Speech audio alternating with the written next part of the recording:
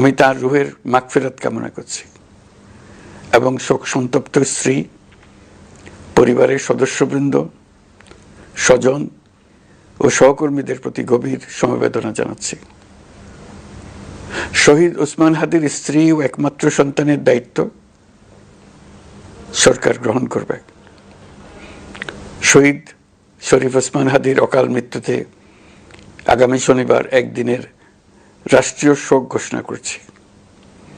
এই উপলক্ষে শনিবার দেশের সব সরকারি, আধা সরকারি, স্বায়ত্তশাসিত প্রতিষ্ঠান, শিক্ষা প্রতিষ্ঠান সহ সরকারি বেসরকারি ভবন এবং বিদেশে বাংলাদেশ মিশনগুলোতে জাতীয় পতাকা অর্ধনমিত থাকবে।